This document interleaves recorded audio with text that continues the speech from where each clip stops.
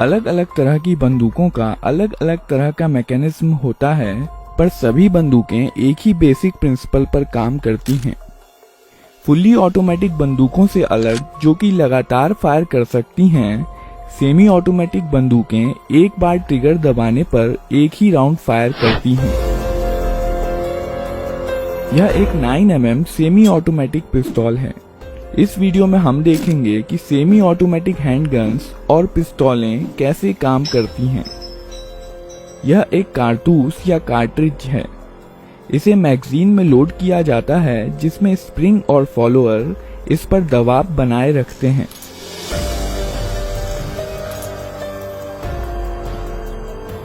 Magazine का design कुछ इस प्रकार का होता है कि कारतूस आगे स्लाइड होकर ही बाहर आ सकता है। इस मैगजीन को बंदूक में रखा जाता है।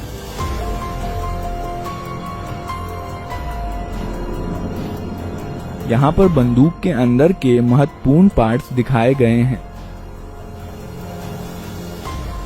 बंदूक को पहली बार फायर करने के लिए रिकॉइल स्प्रिंग के अगेंस्ट स्लाइडर को हाथ से पीछे खींचा जाता है। इसके कारण कई चीजें एक साथ होती हैं, जिन्हें हम एक एक करके देखेंगे।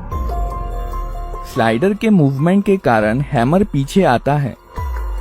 यह हैमर स्ट्रट के जरिए मेन स्प्रिंग से जुड़ा होता है और इसलिए मेन स्प्रिंग को दबा देता है।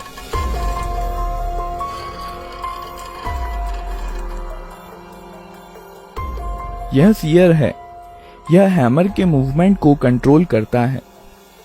जब स्लाइडर पीछे जाता है, तब सीयर लीफ स्प्रिंग के दबाव में हैमर के साथ एंगेज हो जाता है और हैमर को वापस जाने से रोकता है।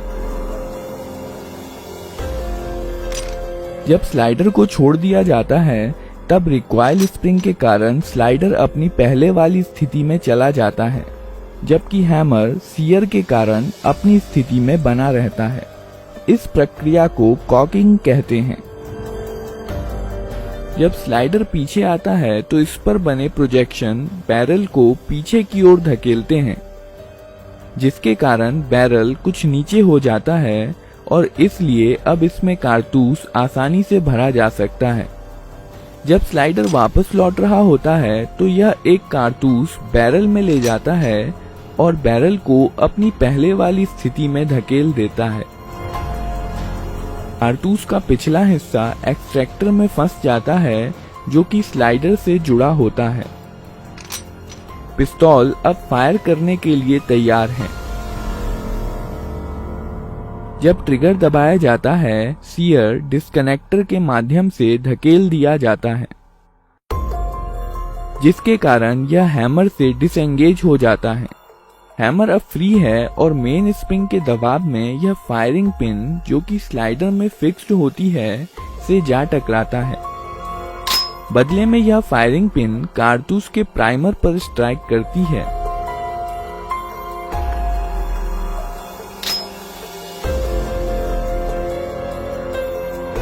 प्राइमर में इम्पैक्ट सेंसिटिव एक्सप्लोजिव होता है, जो फायरिंग पिन के टकराने की वजह से जल जाता है। इसके कारण कारतूस में रखे पाउडर में आग लग जाती है, जिसकी वजह से बहुत सारी गैसेस पैदा होती हैं और इस प्रकार बुलेट के पीछे की जगह बेहद हाई प्रेशर गैसों से भर जाती है। इसलिए बुलेट पर पीछे से बल लगता है, जिसके कारण बुलेट बहुत तेज गति के साथ बैरल से बाहर निकलती है। बुलेट के बाहर आ जाने पर यह गैसेस एटमॉस्फेयर में चली जाती हैं और अब यह बुलेट पर कोई बल नहीं लगाती हैं और बुलेट अपने मोमेंटम के कारण आगे बढ़ती जाती है।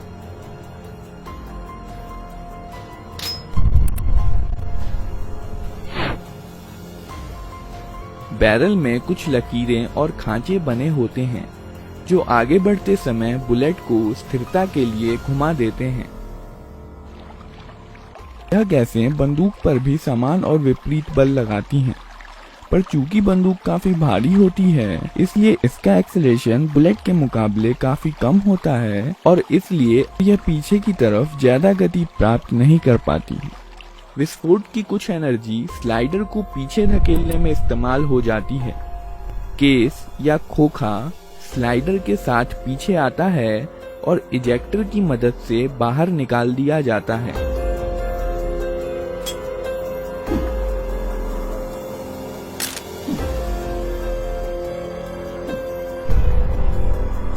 साथ ही साथ स्लाइडर हैमर को पीछे धकेलता है और बंदूक को अपने आप रिलोड भी कर देता है।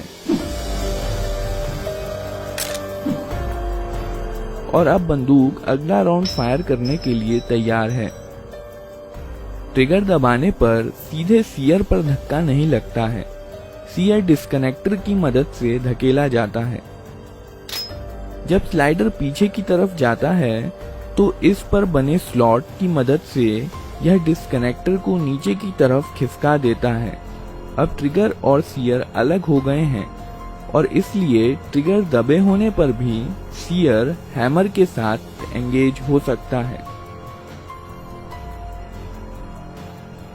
जब ट्रिगर छोड़ दिया जाता है तब डिस्कनेक्टर लीफ स्प्रिंग के दबाव के कारण स्लाइडर के स्लॉट में चला जाता है और अब बंदूक फिर से फायर की जा सकती है।